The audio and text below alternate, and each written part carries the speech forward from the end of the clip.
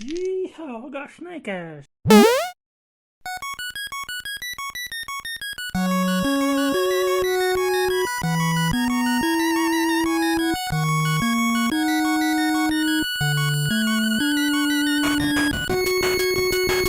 Today we're building the richest and most Scottish duck in the Disney canon, Scrooge McDuck. First introduced in 1947, Scrooge is a landmark Disney character. Much like Donald, he's one of the first true anti-heroes in the Disney company. He was a bit of a grump, very greedy, very, very proud, but he's also a smart business tycoon with a love and adventure that's only rivaled by the love of his family. For goals in this build, we need to earn money, like a lot of money, like as an actual activity in Pathfinder 2e. So we need a lot of skills in order to get a lot of income. We need to be strong and tough, like smarter than most smart people, and tougher than most tough people, or something like that. We also need to have a brick of knowledge representing our years of adventuring and our wealth of knowledge. For our stats, we get 4 at level 1, so we'll put in the Strength, Constitution, Intelligence, and Wisdom. The first trait will cover his most famous boast, and Wisdom to even out his soft stats. Scrooge isn't exactly the kind of person to make friends easily. He's got a list of way more enemies than he has companions, so Charisma won't be getting a whole lot of love in this build. For race, we made Donald a Tengu, so let's follow in the same vein and make Scrooge a Tengu. We got 6 hit points, a base movement speed of 25 feet, low light vision, and a beak that deals 1d6 worth of damage. For boosts, one of them has to go into Dexterity. We can get a free one put in the Constitution. For Heritage, one of his worst enemies is a Sorceress, so I would pick the Jinxed Heritage. If you succeed on a saving throw against a curse, you get a critical success instead. And when you gain the Doom condition, roll a flat DC 17 check. If it's a success, you reduce the Doom condition by 1. We also get a feat, Scavenger's Search. For every time you use the Seek action to search for objects like secret doors or openings or hazards like that, like traps, you can use a choice of a 10-foot emulation around you or an adjacent 15 by 15 foot area, rather than a single adjacent 10 by 10. Scrooge is always on the lookout for hazards and secret doors. He wouldn't be an adventurer without this kind of premonition. And for background, I think Archaeology will work great for someone who's keen on adventure. If you get ability boost, Intelligence, or Constitution, I would pick Intelligence, and I would pick our free one, put in the Strength. You're trained in Society and the Architecture lore skill, which is good because you need to learn about old civilizations, and additional lore skill pertaining to the ancient culture that you're studying. I'll pick our Herbalism for a very broad base, or you can pick something that's related to your home game. Go ahead. If you want to do something that's based around the cultural phenomenon of like old halfling settlers, pick that. For class, we need an individual who's not only loaded out with more skills than everyone else in the game, but who's also very scrappy and takes advantage of every opportunity. Rogue might be perfect. And with Mastermind, is a great for someone as cunning as Scrooge is. He's always playing mental chess with every opponent he faces. We get 8 hit points at level 1, and we get 8 hit points every level. We're trained in Fortitude, but we're experts in Reflex, Perception, and Will saves. For skills, we're automatically trained with Stealth from Rogue. We get Architecture, Herbalism, and Society from our background. We also get something else for Society and one of the 4 Mastermind skills, so let's pick Arcana and Occultism to cover our magic users and ancient curses that we would have. And we're also trained on additional skills equal to 7 plus our Intelligence modifier, which is a plus 3, so 10. So pick Thievery, Art Lore, Acrobatic, Athletics, Survival, Religion, Nature, Diplomacy, Deception, Intimidation. All these skills will really round out Scrooge. I also neglected to pick languages for Scrooge. We have the modifier of 3, so pick Tengu, Common, Abyssal, Celestial, and Elven. Why not? We're also trained in simple weapons, trained in the rapier, the sap, short bow, and short sword. We're also trained in unarmed strikes. We're also trained in light armor and unarmored defense. For weapons, for Scrooge's cane, I would call that maybe like a staff. There's an actual cane sword you could use. So if you want to do that, you can. Now, Scrooge would get an asinine number of skills and an asinine number of feats because he's a rogue. 1 every single level, so boom. This is a list of every skill he gets and every skill feat he gets at every level, because that would be way too much to put into a single video. I have them layered out in the levels you can pick them out in, so depending on how you're leveling up your skills is how you can pick out your feats. Pick whatever you think is more important to you, but this is how Scrooge will be built, personally. At level 1, for Rogue Racket, we pick Mastermind.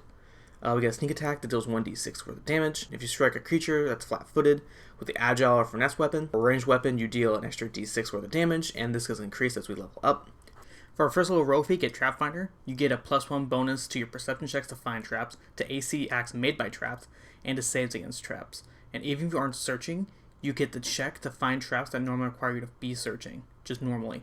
At the second level, we get a rogue feat. Pick Unbalancing Blow for whenever you strike a critical hit with your strike and it deals damage. The target is flat-footed against your attacks till the end of your next turn. So if you get a critical hit, you'll automatically get that sneak attack on your next attack, which is great. For 3rd level, you get deny advantage. You aren't flat-footed to hidden, undetected, or flanking creatures of your level or lower, or creatures of your level or lower using surprise attack, which is great. You also get a general feat, pick toughness to get extra health per level. On the 4th level, get a rogue feat, get underhanded assault. You sneak up to a foe adjacent to one of your allies. You can roll against the foe you're sneaking up against, even if it's currently observing you, as though you were hidden. You get -2 to your stealth check against your chosen foe. If it passes, you can make a melee strike that would have sneak attack, which is really good if you're fighting someone they're focusing on Launchpad or Darkwing Duck, which I think would be a fun build to do next time. At the 5th level, you get ability boosts. Put them into Strength, Intelligence, Dexterity, and Constitution. For Ancestry feat, pick Eat Fortune. You also get a sneak attack bonus of 2d6 now instead of just 1d6. You get weapon tricks, you get expert proficiency, all your weapons that you're already trained in. And when you critically succeed a attack roll against a flat-footed creature using one of your weapons, you can apply the crippling specialization for that weapon you're using. For our 6th level, we get a rogue feat, Analyze Weakness. When you analyze a creature with Recall Knowledge, you get to deal 2d6 additional damage to that creature on top of your sneak attack. And at the 11th and 17th level, you get additional damage from sneak attack. It increases with your Analyze Weakness, so you can deal a lot of damage if you can just study your opponent, which is something that's in the realm of possibility for Scrooge. At the 7th level, you get Evasion. Your rank and reflex saves increase the master, and when you roll a success on a reflex save, you get a critical success instead. General feat, I would get Die Hard to die the dying condition of 5 instead of 4. You get Vigilant Senses, your perception increases to master, and weapon specialization. You get to deal 2 additional damage with all weapons and unarmed attacks you are expert in. It increases to 3 when you're a master, which is pretty good. At the 8th level, you get Sly Striker. When you succeed or critically succeed at striking against an enemy that isn't flat-footed, you get to deal 1d6 instead. This applies only when you're using one of your weapons that you're good with. At the 14th level, if you would normally deal 3d6 or more sneak attack, you get to deal 2d6 instead. So even when you aren't sneak attacking, you're still dealing a little bit extra damage, which is great. At the 9th level, you get an Ancestry feat, Uncanny Agility. You can use a Steady Balance skill feat. You can step in difficult terrain. You also get a Debilitating Strike. As a free action, when your strike hits a flat-footed creature and deals damage, you can choose one of the following debilitations to the end of your next turn. So you can pick something that's like a 10-foot status penalty to speed, make them enfeebled, or anything like that, which is great. You also get Great Fortitude. Your rank in Fortitude saves increases to Expert. At the 10th level, you get Ability Boost, put them into Strength, Intelligence, Constitution, and Wisdom. For Rogue feat, you get Methodical Debilitations. You can make sure that target can't flank other creatures, and it can't provide flanking for its allies. And it doesn't get AC boosts from raising its shield, lesser cover, or standard cover. It only gains a standard +2 bonus from greater cover or taking cover, which is great when you're fighting an enemy with a shield. At the 11th level, you get a general feat, Adopted Ancestry, and pick Dwarf like Donald. I don't really care for the Tango feats going forward, and I really wanted him to get another health boost, so that's what we're going to do, like same thing we did with Donald. You get Rogue Expertise. Your proficiency bonus with your Rogue DC increases to Expert. Our sneak attack also increases to 3d6. At the 12th level, we get a Fantastic Leap. Attempt a high jump or a long jump. If you attempt a high jump, determine the distance you can travel by the scale of a long jump. In your jump, you can make a melee strike. Call this that little jump you can do where you stab your staff into the ground on top of your enemy. You know the one I'm talking about. For Ancestry feat at the 13th level, pick Mountain Stoutness to increase your maximum HP by your level. So at this point, with Toughness, you'll be getting a +40 HP at the end of this build. Incredible Senses, increase your perception to Legendary. Nothing should be getting by you. Light Armor Expertise, your ranks in Light Armor and Unarmored Defense increase to Expert. Master Tricks, your proficiency rank in all your weapons that you're already expert in get increased up to Master. So you're doing an extra +3 damage with those weapons right now. At the 14th level, pick Instant Opening. You choose a target within 30 feet. It's flat-footed against your attacks until the end of your next turn. And depending on the way you describe how you're using your distraction, it can be auditory or visual. I would say some Scottish Curse and bash them with your cane. That's what I would do. At the 15th level, Ability Boost, Strength, Intelligence, Constitution, and Dexterity. Double Debilitation. When you use Debilitating Strike, you can apply 2 debilitations simultaneously, instead of removing 1 to add another, which is great to just completely ruin an enemy's day. For a general feat, get Incredible Initiative. You get a +2 bonus to your initiative rolls. Greater Weapon Specialization.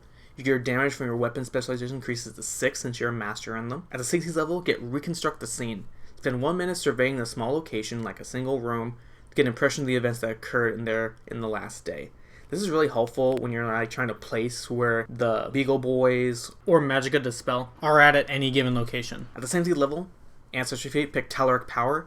Make a melee strike against a target who is standing on the same earth or stone surface as you are. You get a damage bonus equal to the weapon damage die. which is good for just a little bit extra damage. Your sneak attack also increases to 4d6. You also get Slippery Mind. Your proficiency rank in will saves increases to Master, and when you roll a success in a will save, you get a critical success instead. At the 18th level, get Powerful Sneak. When you succeed or critically succeed at a strike using your strength modifier on your attack roll, and you would deal sneak attack damage, like using your cane, you can change the additional sneak attack into ordinary damage of the same type as your strike rather than the precision damage. So if you have something that's like not so keen on sneak attack damage or like precision damage, skeleton or an ooze. At the 19th level, you get a general feat, get Fleet to increase your land speed by 5 for an even 30. You get Light Armor Mastery. Your rank and your light armor and armor defense increases in Master. You also get the Master Strike as a free action. If your strike hits a flat-footed creature and deals damage, they can attempt a Fortitude save against your class DC. They become immune for it for 1 day as soon as they roll it, but if they critically succeed, if they're unaffected, they have a success. They're enfeebled till the end of your next turn. Failure, they're paralyzed for 4 rounds, and as they critically fail, they're paralyzed for 4 rounds, knocked unconscious for 2 hours, or just killed. It's your choice. At the 20th level, get our last ability boost, Strength, Constitution, Wisdom, and Dexterity. And for our Rogue feat, get Impossible Striker. Instead of dealing damage from Slide Striker, you can deal your full sneak attack damage to a target, even if the target isn't flat-footed. So no matter what, you're still dealing your sneak attack, no matter what, which is amazing. With all that being said, do you want to adventure around as Scrooge? Let's talk about numbers. 306 health with Die Hard, 20 skills all wrong with a minimum of 27 rolls on most of them, and 20 is in your Strength, Intelligence, and Constitution.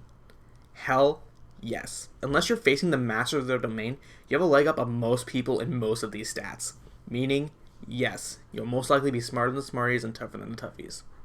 And with 46 sneak, 46 analyze weakness, and 1d6 with your cane, and 11 with your dexterity and your master, are on a full combo piece of 24d6, 3d6, and 33 for 60 on a low and a maximum of 270 if you roll max damage on them. So Scrooge is going to be dealing consistent damage every single round. Scrooge is also a very skillful duck, being able to know a decent amount of knowledge on pretty much anything the world could throw at him, meaning he'll be valuable outside of combat as he will be in combat. Now let's talk about earning income. This is something that's shown up more through roleplay and through normal gameplay, but Scrooge has a ridiculous amount of skills and a lot of them can be used to increase the wealth. If you beat a DC 40 legendary check to get a high amount of money, you get 200 gold for that day's work. So with most of your skills having high rolls, so the most you have to roll is like a 13, which is still very, very good, you can earn up to 200 gold every single day, which is more than most people get an entire lifetime. With all your skills and your huge list of high numbers, I can safely assume you're going to be getting lots and lots of gold for your journey. And with a handful of rogue feats, you can make him a solid team player as well, lowering AC and making it general hell for anyone who faces your team. So, blast your bagpipes, make it square, solve a mystery, and rewrite history. So go out there and make your fortune. Don't get your kilts cursed too much, or you might have to end up paying your spats.